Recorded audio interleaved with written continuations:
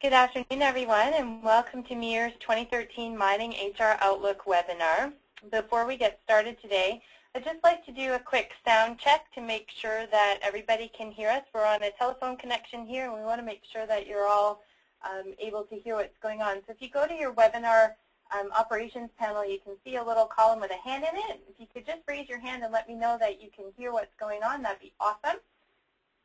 There we go. We have a couple people raising their hands. A couple of familiar names on the webinar today. Welcome to you.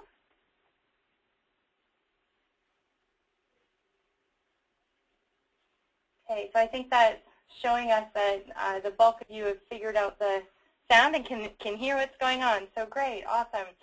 As we go throughout the webinar today, just some logistics information. I'm going to run it more like a webcast than a web seminar type of webinar where we're going to hold questions till the end. Unless there's something that's interfering with your understanding of what's going on, for sure, go to your little questions box or your chat, just above your chat window in your webinar pane and type a question in. I do have technical support here with me that will keep an eye out for questions. If questions come in that need to be answered right away, I'll certainly take an interruption, but otherwise we'll hold questions till the end. The webinar broadcast takes about 50-55 minutes, and then we do have a window of about 5 minutes at the end where I'll take a look for questions. This is the first in a series of 4 webinars that we're hosting over the past 2 weeks on the 2013 Mining HR Outlook that we published this past summer. This year we've organized the webinars by time zone, and in each webinar we're presenting the overall national outlook only, followed by a short discussion where we can to give you a little bit of flavor of what's going on in your local area and some of the forecasting and LMI activities that we have going on in your local area.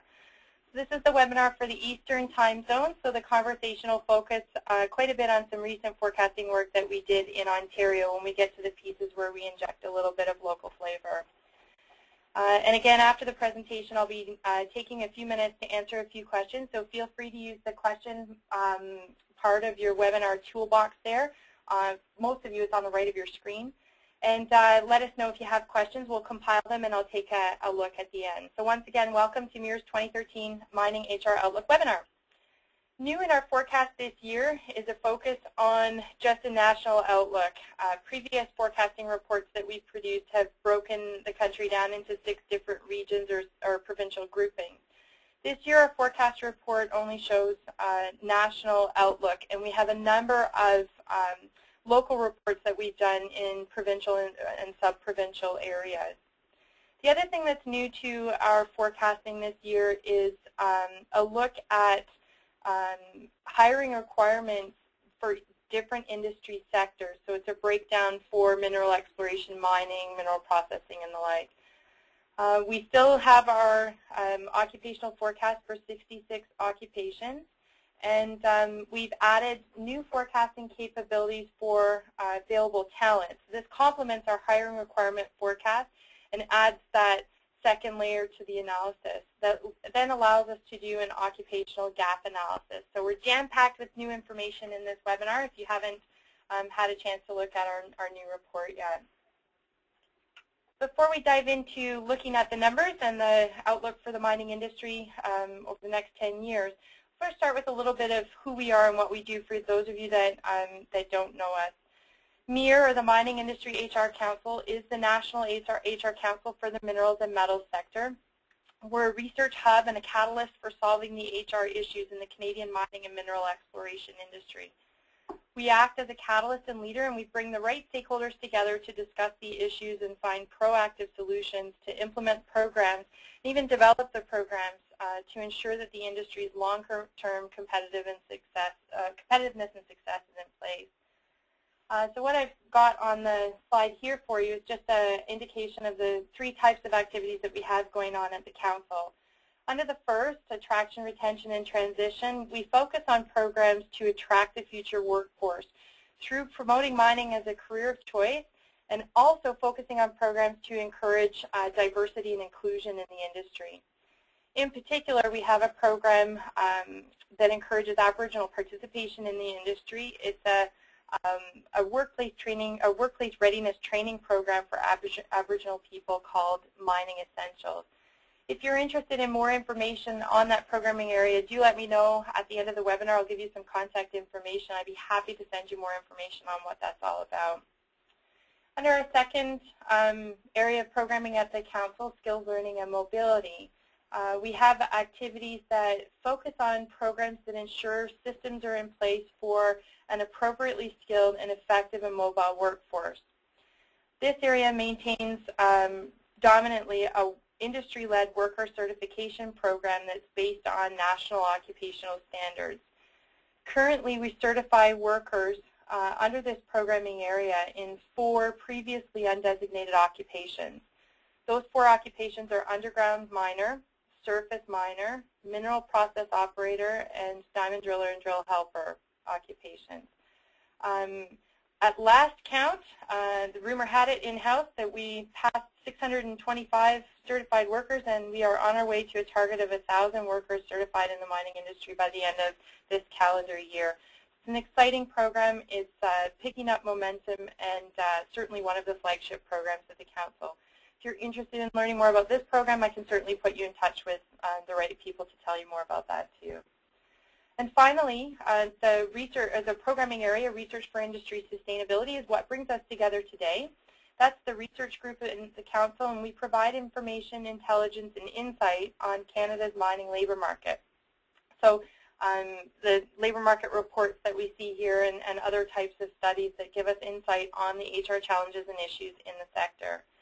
We also do HR policy information research and have just completed a large project on workforce planning tools and resources in the industry. You can find more information on some of the other research items at the end. I'll give you a website that you can go take a look at.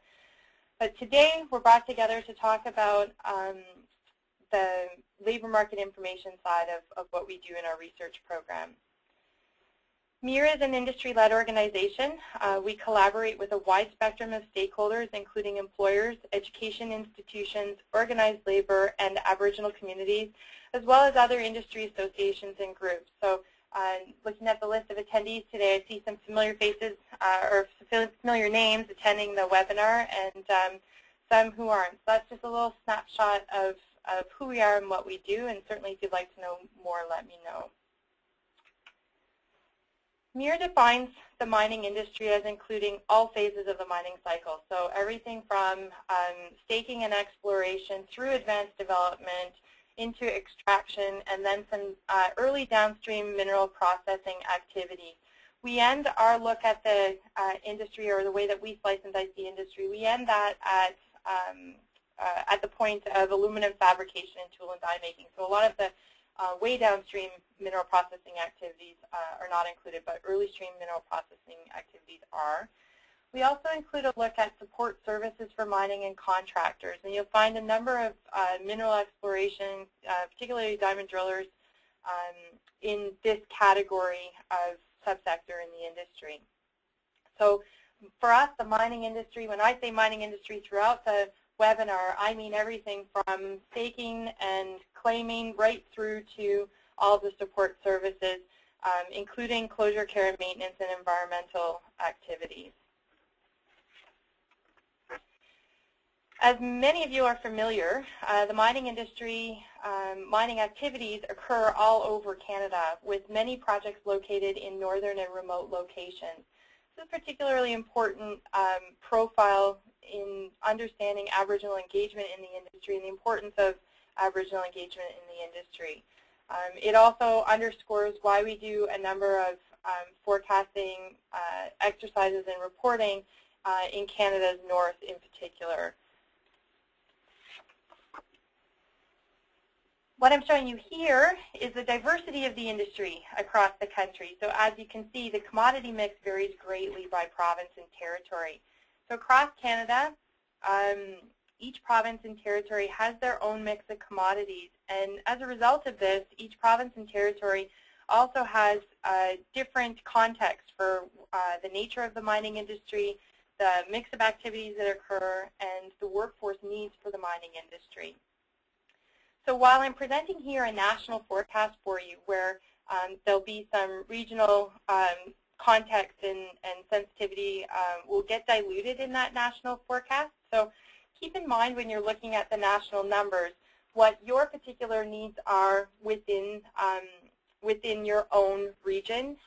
So in Ontario, we've got a relatively mature mining industry, a lot of activity in base metal and gold, with a number of advanced development and exciting mineral exploration activities going on. So you probably are closer to what's going on in a broad national picture when we're talking about Ontario in particular, so they may map quite well.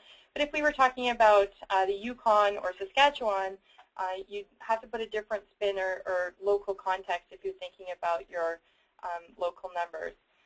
So because of this complexity of the industry coast to coast, we've begun extensive work here at MIHR to forecast labor market information in the various provinces and regions across the country. So currently we have 9 regional analysis reports, starting in 2011 with a report on the Saskatchewan mining industry. And then in 2012 we did reporting in the Yukon and in BC, and also in 6 different regional districts in northern Ontario. So you can find those specific context reports available on our website. We're also currently engaged in regional analysis in Northwest Territories and Nunavut to complement the work we did in the Yukon, and we'll eventually, those will be available in 2014, and eventually later in 2014 we'll have a pan-northern analysis of the labor market in Canada's north. We're also hoping to do an update of the Saskatchewan forecast in 2014. So if things are looking a little stale in the Saskatchewan report from 2011, keep in mind that we'll have a new, shiny new report coming out sometime in 2014.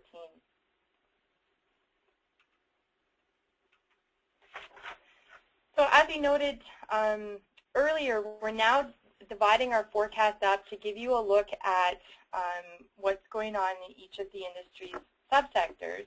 So what I'm showing you here is overall employment. This gives you a baseline idea of the number of people we're talking about as of 2012. This is overall employment. Your orange line at the top is the total mining industry. So looking at employment trends in the industry from 2000 to 2012, so it's the last 12 years or so. Employment in 2012 in the mining industry was just over 235,000 workers. You can see in that top orange line. What we're also showing you here are trends in employment in each of the industry's main sectors over the past decade or so. So if you're looking at the red line underneath the orange one, this is mineral processing employment. You can see that the employment in the processing side of the sector has dropped off slightly over the last decade or so. This is directly in line with some industry activities that have gone on with some offshoring of processing activities.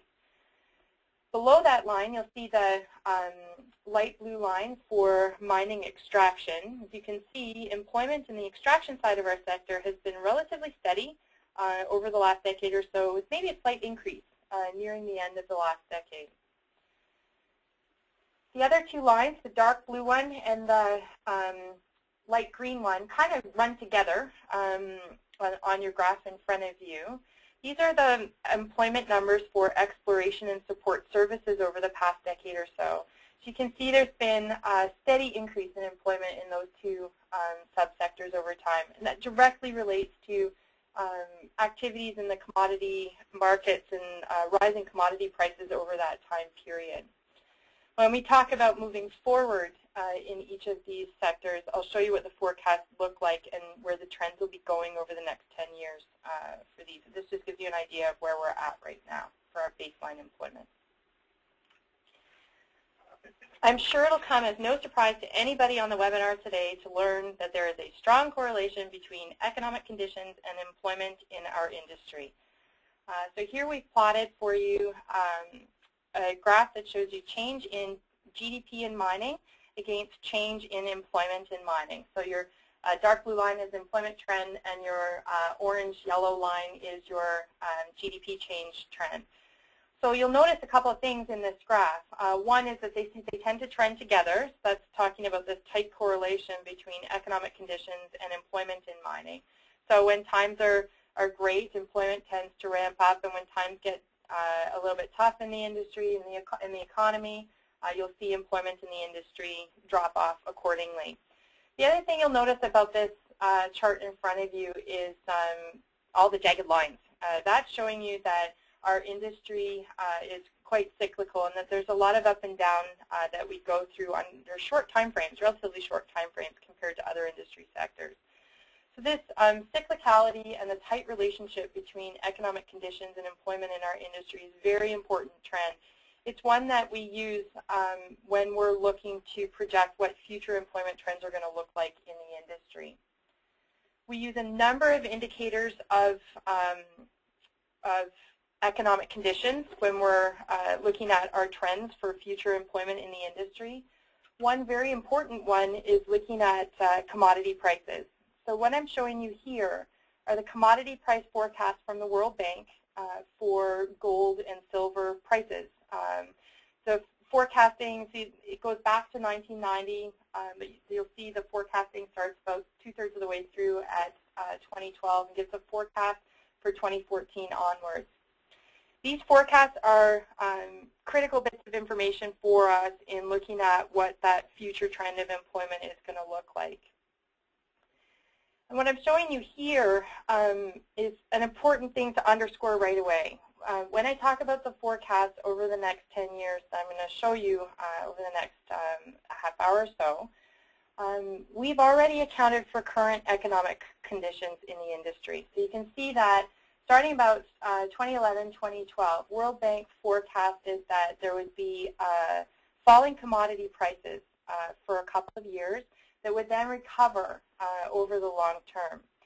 This is something that we've already taken into account in our baseline scenario. So some of the economic slowdown that you see going on right now and the corresponding changes in employment in the industry have already been calculated into the total numbers over the 10-year horizon that we're talking about. Keep that in mind as we're looking forward. And this trend I'll just highlight too is true for most of the commodities. Just showing you gold and silver, the importance that they have in your regional area, but it's true for other commodity forecasts as well. This dip or commodity price correction has been predicted with an increase in prices moving forward.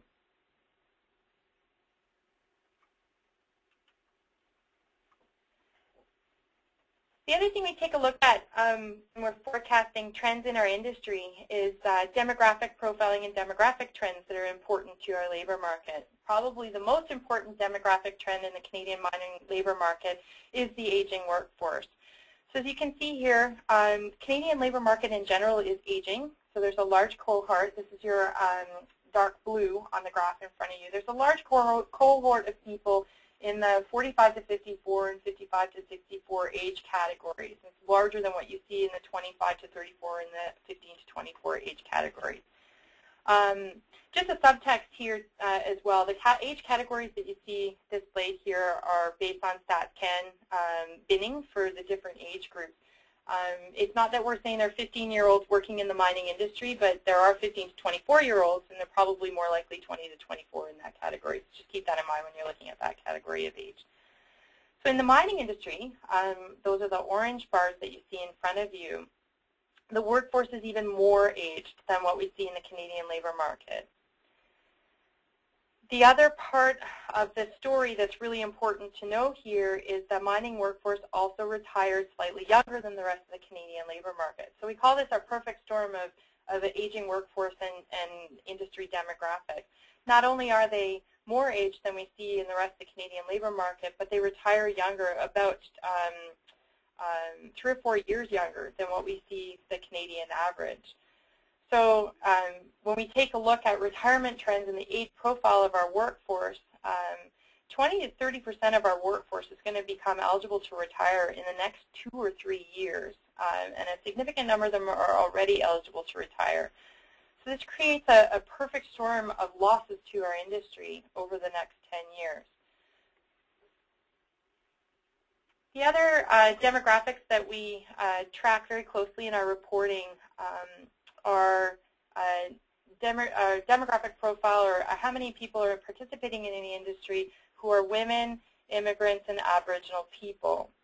So I'll focus you in on the left three columns in the graph in front of you, and this is showing you participation of Aboriginal people in the mining industry. So mining, again, is in orange in front of you. The Canadian labour force is in dark blue.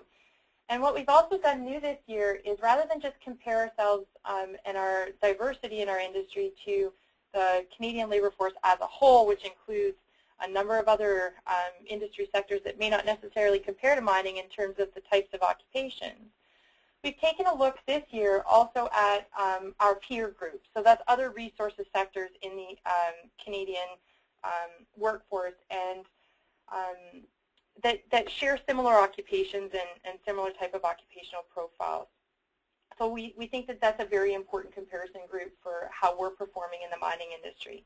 As you can see on the left, the Canadian mining industry performs very well in terms of participation of Aboriginal people. We outperform the Canadian labour force, and we also outperform our peers in other resources sectors. However, there's more depth to this story than that. When we look more closely at where Aboriginal people are employed in the mining industry, we see that they're mainly participating in entry-level positions or production-level positions. So there's work to be done in our industry to encourage Aboriginal participation and education towards other types of careers in our industry, engineering, geosciences, and those types of things. The mining industry, if you're looking now at the middle for immigrants and the right-hand columns for women, the trend is similar for both. The mining industry underperforms the Canadian labour force in engagement of women and immigrants. Furthermore, and probably more importantly for mining employers to keep an eye on, is that we're also underperforming our peers in other resources sectors.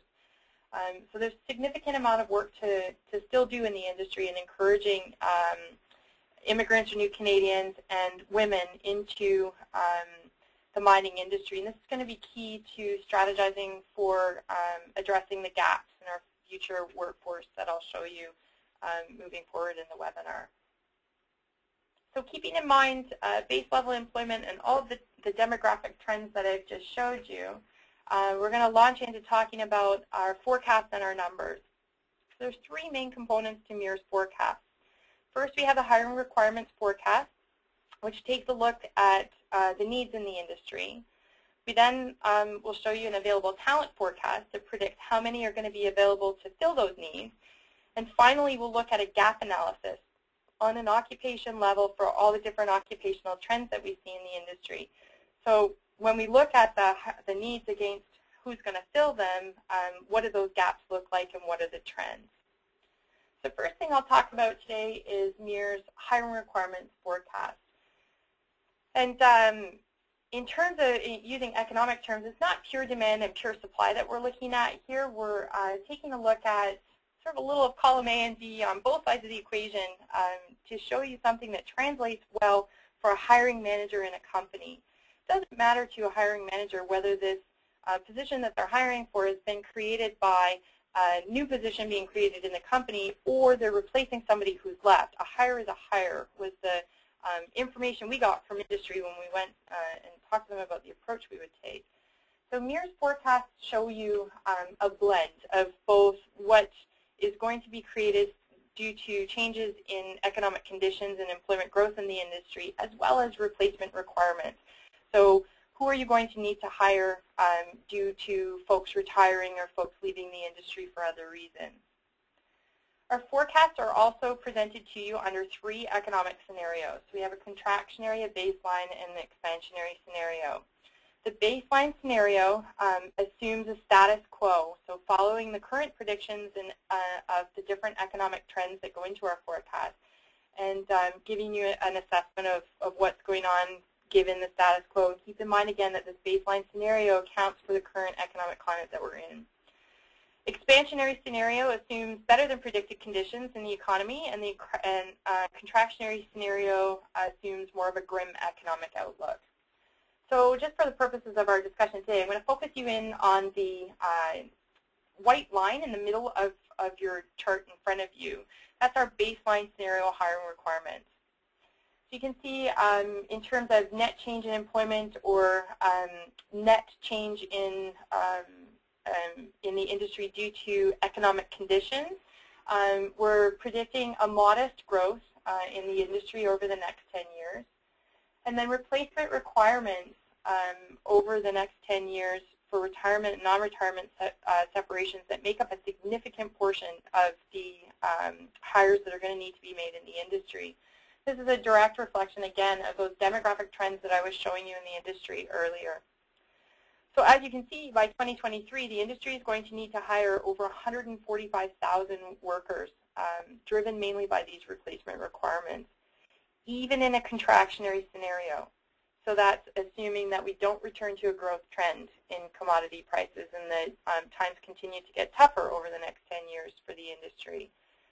Even under that scenario, given the demographic profile of the industry that we currently have and the retirement trends that we see, the industry is going to need to hire nearly half of its current workforce. So we're talking about over 116,000 workers when our baseline employment in the industry is about 235,000 workers.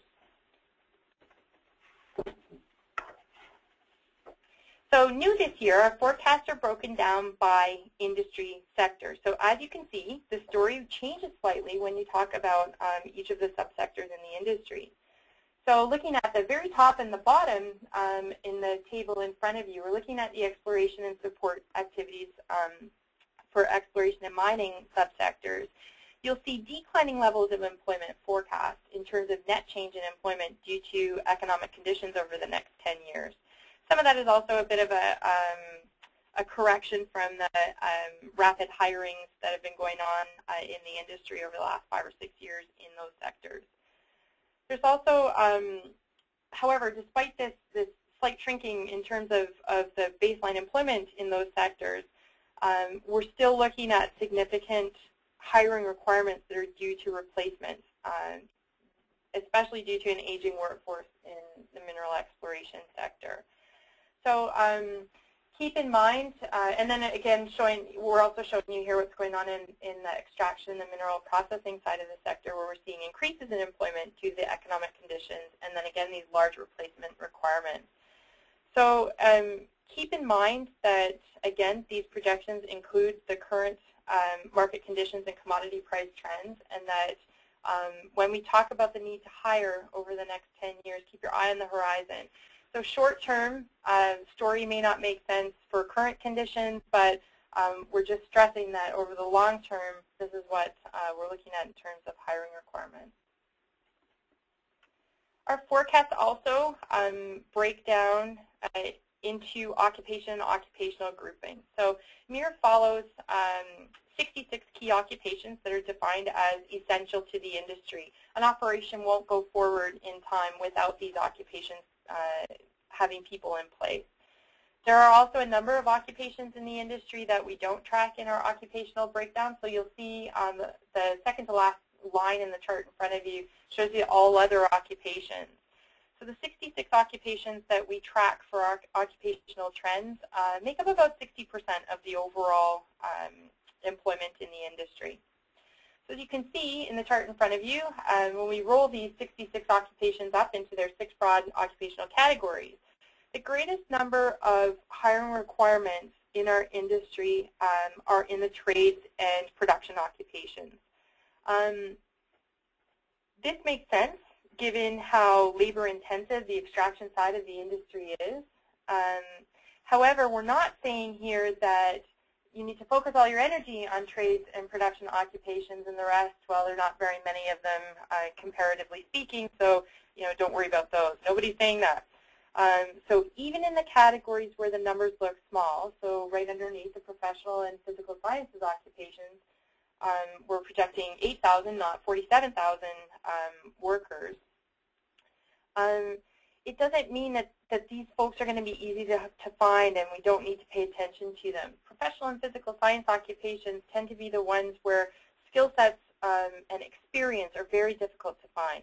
and that it takes a long time to educate somebody and have them working in the industry for a number of years. It could be as much as 10 years before somebody can be appropriately skilled and ready to be fully competent in some of these professional occupations. So when we're talking to different workforce planners around the industry, many of them will tell us that it's not the thousands of folks in trades and production occupations that they need to hire that keeps them up at night. It might be the one or two or the handful of professional or technical occupations that have them sweating it out and have them very concerned about the projections over the next 10 years. So keep in mind that it's not just about numbers. It's also about experience. It's also about ability to find them, how long it takes to educate and train somebody to be fully competent in their occupation. So that's a look at our hiring requirements over the next 10 years. And you know, as you're sitting there and you're having heart palpitations and stressing a little bit about the numbers and, you know, replacing over half of the industry that we currently have and how challenging that will be, we want to assure you that we've, you know, the natural next question that you have is, where will these workers come from? Well, we've taken a look this year at MIHR at answering that question.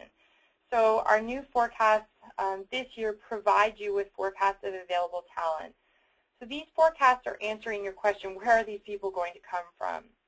So in our available talent forecasts, we do them for separate forecasts for each of the 66 occupations, and we track how many new entrants are coming into the labor market in each of these occupations in projections moving forward.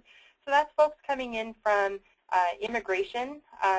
When we're doing regional level analysis, we look at interprovincial mobility between the provinces. We look at trends for how many are projected to come out of the school system and enter into the labor market. And we even look at folks re-entering the labor market after a temporary leave of absence. We roll these numbers all together to give you a prediction of how many people will be available across all industry sectors for each of the 66 occupations. So that's what I'm saying. The new entrance is your red arrow in front of you there. So looking at the total labor market, how many new entrants are coming into these 66 occupations across all industry sectors. We then look at what's traditionally been mining's ability to attract people in that occupation. So that's what we call mining's share of new entrants, to give us a measure of how many people are going to be available to the mining industry in each of those 66 occupations. And that proportion, that gray arrow, is bigger or smaller depending on what occupation you're talking about. So for occupations like cooks and financial analysts, the portion that go into the mining industry as opposed to going into any other industry sector is relatively small. So cooks tend to go to hospitality industry and not to the mining industry. So we see about 1% of folks who come into the labor market as a cook will be attracted to the mining industry for finding work. For others, such as your underground miners or your more highly mining-specific mining engineers, those types of careers,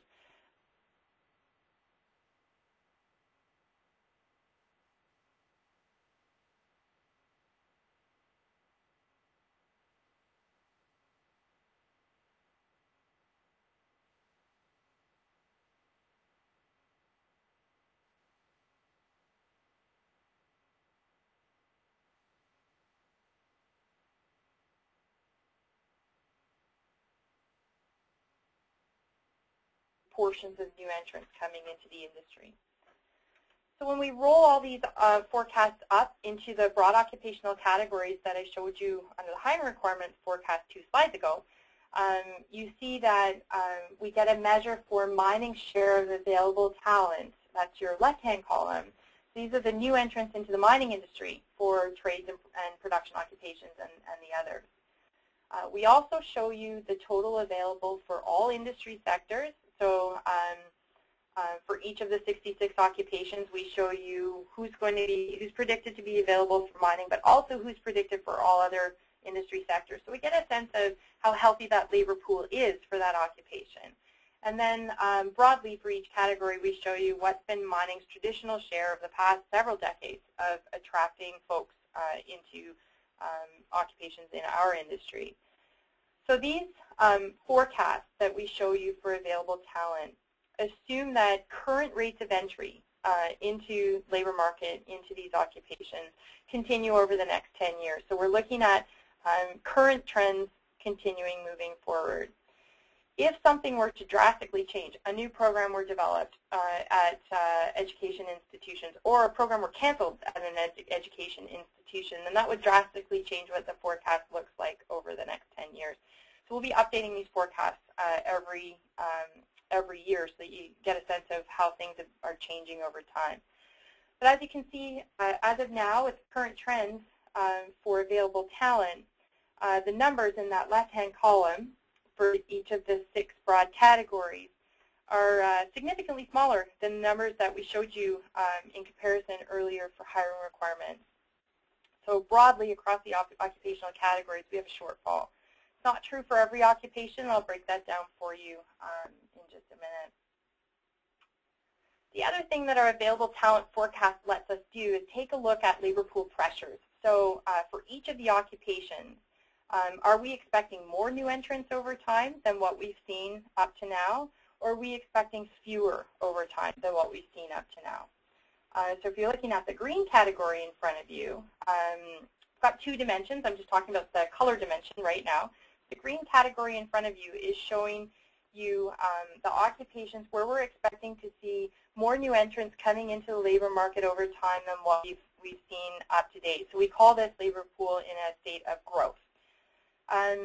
The yellow in the middle shows you a steady state. So rather than expecting gains in the labor pool, we're expecting things to stay about status quo for those occupations. And then the red, we're showing you where the occupations where the labor pool is expected to shrink over time. So there'll be fewer new entrants coming into these occupations over time.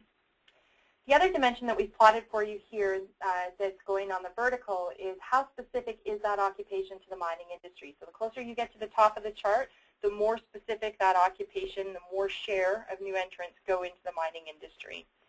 So you'll notice a trend in this chart as well. If you're looking at the different titles of the occupations in each of the color strips that you see, it's a trend that's reflected in the rest of the Canadian labor market. It's not unique to the mining industry. And that's the trend that occupations where we're expecting gains in the labor pool or more new entrants coming through into the labor market over time are those occupations that require university and college education. We see more Canadian young people going into university education than choosing college or choosing to go into the workforce straight out of high school. You'll notice also that where we're expecting shrinkage in the labor pool or fewer new entrants over time than what we've seen are occupations where the minimum requirements for entering that occupation are high school level education or 2 or 3 years of college training. And that steady state in terms of growth or shrinkage where we're looking at about the same new entrant numbers as we've seen in the past tend to be those occupations with technical and technology types of degrees. So again, this is a trend that we see in the broad Canadian labor market. It's not necessarily related to just the mining industry, but it's an important one to note. When we look at the individual gaps for each of the occupations, we see a story playing out here. So this is telling you in terms of the labor pool whether it will grow and shrink.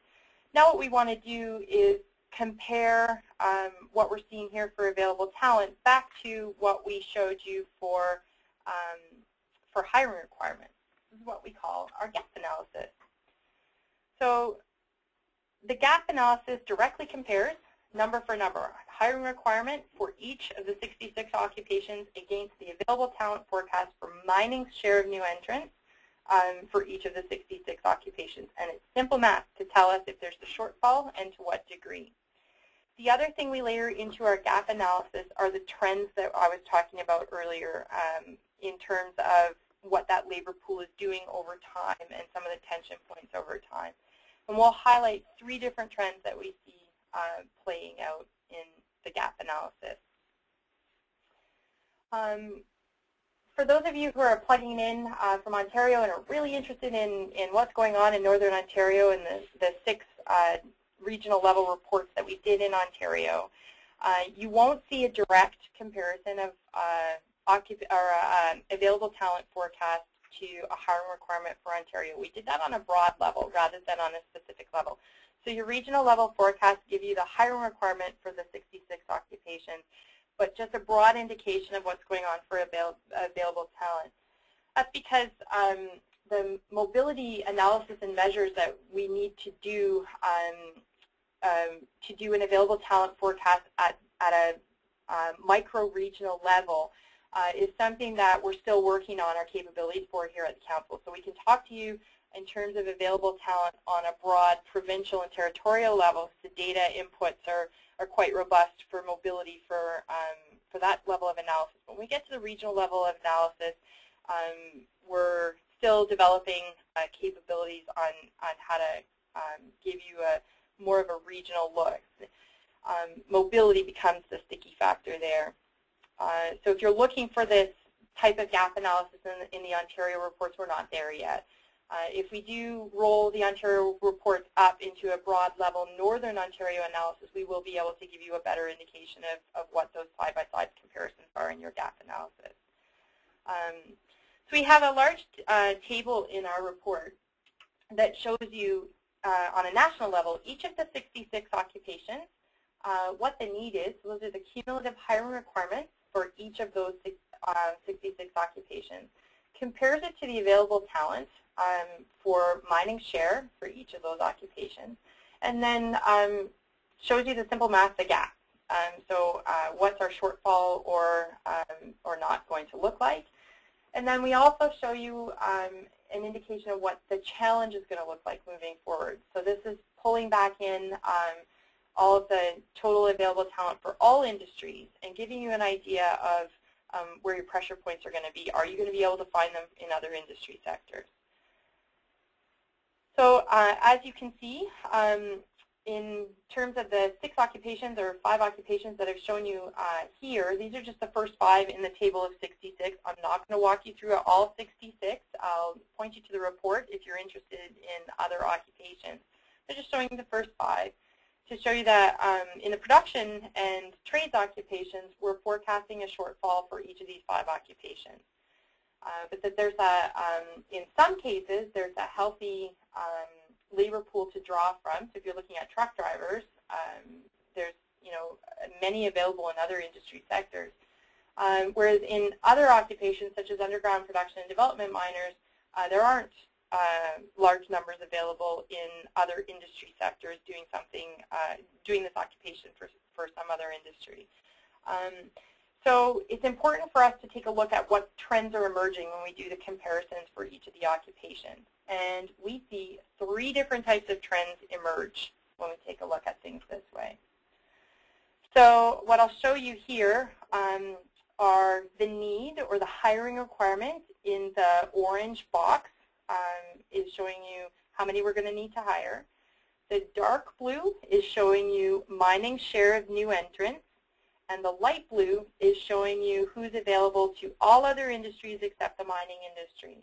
The white numbers at the top give you the total count for how many new entrants are going to be available for that particular occupation.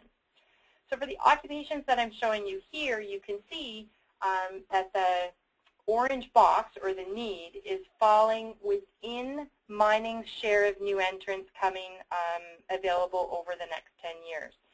So in this case, we say that there is either no gap or a slight surplus, and not any of them can you see a massive surplus of individuals. And what we focus on or emphasize here is it's really essential to not take your foot off the gas in terms of your focus on retention of individuals in these occupations and development of individuals for these occupations. If we, for example, say, right, like we look healthy for geoscientists and mining engineers, so let's stop throwing all our resources into recruiting geoscientists and let's ramp down on supporting mining engineering programs at the various institutions across the country. Those will be game changers that will change the available talent forecast. So we have to keep doing what we're already doing. So here we talk about a focus on retention and development activities. Maintain what we're doing now and keep our efforts and our focus on folks in these occupations. The other thing you'll notice here is the occupations that fall into this type of category are occupations that require a university level or higher education. So we're talking about our engineers and our geoscientists in the industry.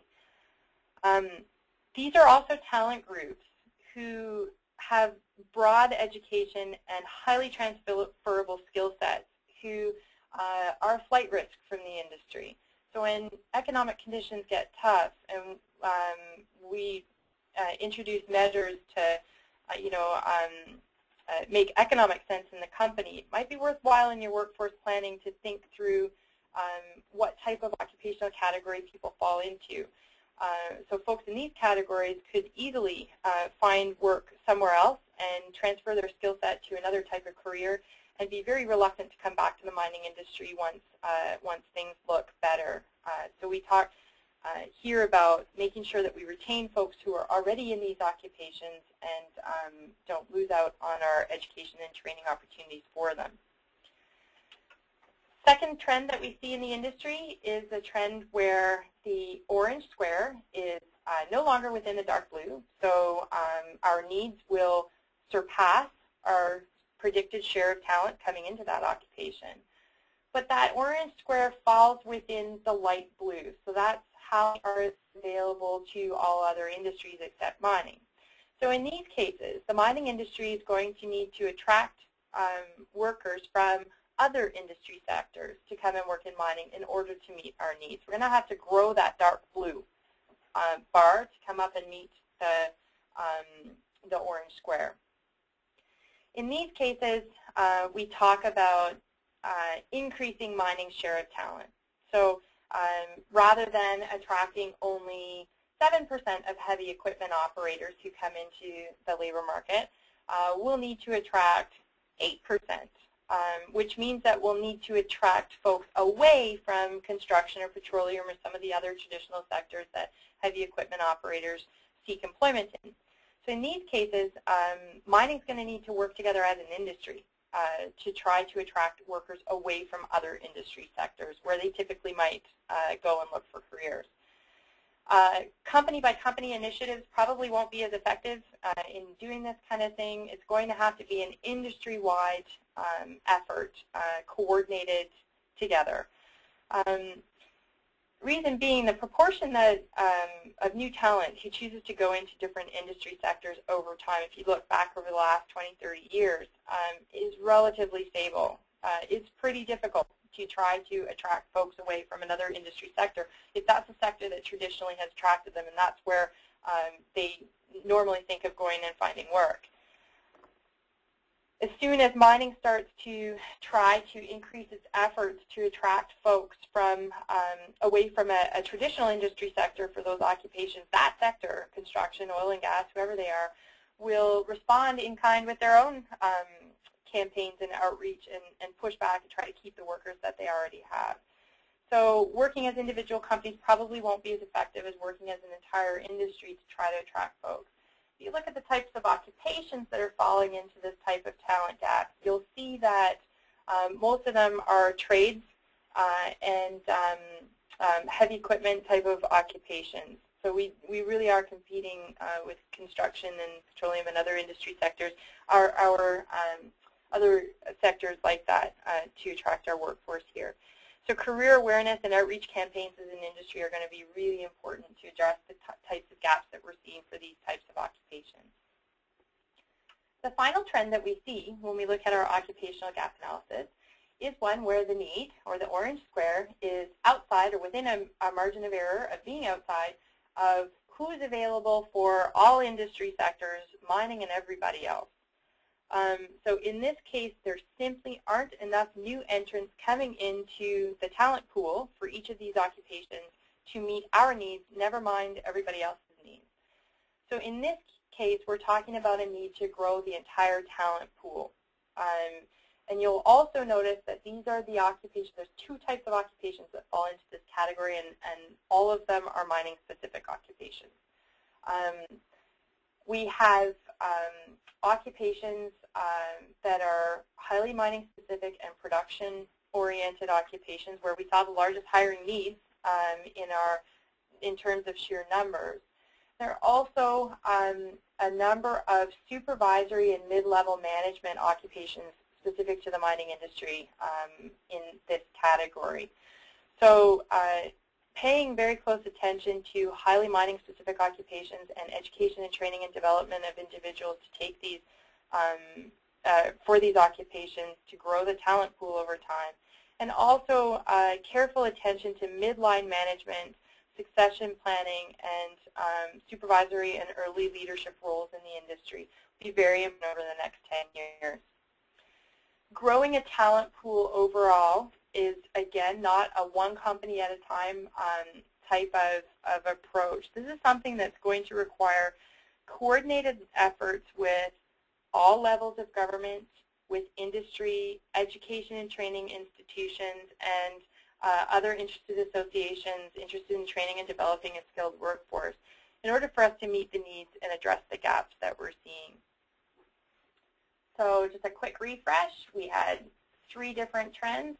One trend where the need falls within mining share of new entrants coming into the occupation, where we talk about a focus on retaining workers who are already working in the industry in these occupations, and development of workers coming into these occupations over time, so keeping our foot on the gas. We see a trend where the need falls within who's available to industries outside of mining, but exceeds who we're going to see coming into the mining industry. And in this case, we're talking about coordinating as an industry on career awareness and outreach campaigns to attract workers to the mining industry for these occupations. Maybe helping young people see a non-traditional path for a career as an electrician, and letting them know what the opportunities are available to them in the mining industry compared to where they might traditionally think of themselves going. And the third trend is the trend where we're talking about needing to grow the entire talent pool. There aren't going to be enough people for all industry sectors, so never mind competing with another industry sector. Keep your focus on retaining who we have, and work with government and industry and education and on all interested training associations on growing the talent pool overall to fill the gaps and meet the needs that we see. So on the whole, we talk about, over the next 10 years, needing a multifaceted approach to addressing our gaps. We need to work as an industry to promote careers in mining to young people, to Aboriginal people, women, and immigrants. Coordinate and expand initiatives to work with government and education and training providers and industry employers and others to grow the labor pool overall. And in all cases, not to lose sight of making the best use of the talent that we have, and making sure that we don't lose critical talent moving forward. There's a section in the report that also has an interesting discussion on strategies and initiatives to retain the mature workforce, maybe encourage a later retirement age than what we traditionally see in the industry, finding new ways to work with our aging workforce, modified approaches to work, and flexible work environments that may help us to retain our mature workers, and also finding strategies and ways to re-engage a retiring workforce in the industry. So we see large exits creating large gaps and needs in the industry. Perhaps there's a way to encourage folks who are leaving and retiring from our mining workforce to come back and work with us in a different way than they may have before, or redefine what it means to work in the industry. I also mentioned in our demographic analysis at the beginning of the webinar today that while we do a very good job in the mining industry of engaging with Aboriginal people, we outperform the rest of the Canadian labour market in terms of Aboriginal employment in the industry. We do have a lot of work to do encouraging Aboriginal people into other roles in the industry beyond entry-level and production-level roles. So encouraging small business development and support services in Aboriginal communities, and support services for mining sector. and encouraging Aboriginal people into education and training environments that will prepare them for leadership and professional roles in the industry is also an area where we can address some of the gaps. And finally, in our demographic profiling, we did see a large gap between us and the rest of the Canadian labour market in terms of employing women, and then another significant gap in terms of employing immigrant people in the industry. We could here highlight also that the gaps weren't just against the Canadian labour market as a whole, but also against our peer industry sectors. So we have things to learn from our other our peer industry sectors on engagement of women and immigrants in the industry. And while we've made great strides over the last 5 to 10 years in our industry of engaging with women and immigrants, we still have work to do, and we still have a long ways to go. So it's important for us to keep focused on engaging with women and immigrants in the industry. So thank you for joining us today. We will take a few questions. If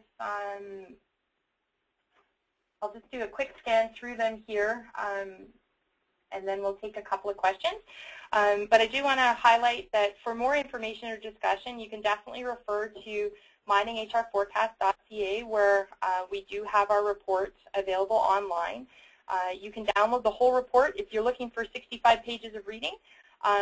Or what you can do on this website, it works as a bit of a living document. You can click around on the website and pick and choose the pages and the pieces of information that are available for download. And you can even create your own mini report for your own reporting needs. So there's a My Report function that lets you shop around on the pages and put together your own report if you want to take something to your colleagues or have a discussion internally.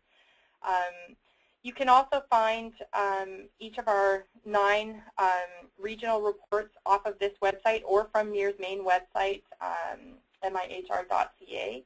And you're always welcome to pick up the phone and give me a call. Phone number is there, or fire us an email at research@mihr.ca, and myself or someone from the research team will follow up with you quickly when you ask questions in those venues. So now I'll open the floor. There are a couple questions that came in. One question about slides being available. The whole presentation is going to be available following our broadcast today for download. Give us a week or so to get it up online, but you will be able to go in and do that. There's a question about an oversupply of mining engineers, and that is one that we get often. I'm going to flip you back to the slide on that.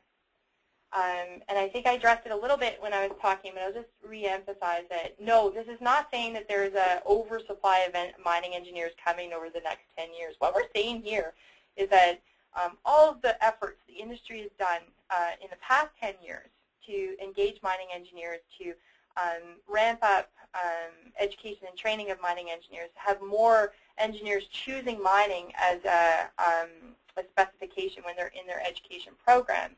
All of those has done wonders. When you look at error margins around all of these, we're just comfortable for mining engineers over the next 10 years. If we lose any of those efforts over the next 10 years and we stop paying attention to them and we stop worrying about encouraging engineers into a mining specification in their programs, or we stop funding efforts for mining engineering programs across the country, then we will quickly see in the next year or two that this particular occupation may fall into one of the other 2 categories. So we definitely want to keep our focus on retention and development there. Question on commodity price, I think I saw earlier about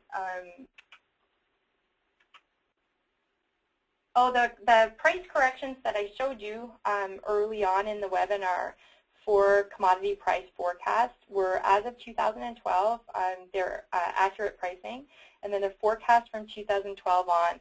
Those are not MIHR's numbers for the commodity price and the commodity price forecast. We take all that directly from World Bank. So they're accurate as far as the World Bank was accurate on their pricing charts when we pulled them in 2012. And I think that covers our questions. Take one more quick look. Yep, that covers the questions that we had coming in. Thank you very much again for your engagement, your interesting questions, and we look forward, for those of you that I know, I look forward to seeing you sometime in the near future and hearing from you. And for those I haven't met yet, I look forward to following up with you and having a discussion later on what your needs are. And certainly if you have questions that are specific to your own organization or your own individual consulting needs, please do contact me. We do individual consulting, and I can certainly talk to you about how we can help and support your activities and what you have going on. So thanks again. I wish you all a wonderful afternoon, and I'm looking forward to talking with all of you sometime in the near future.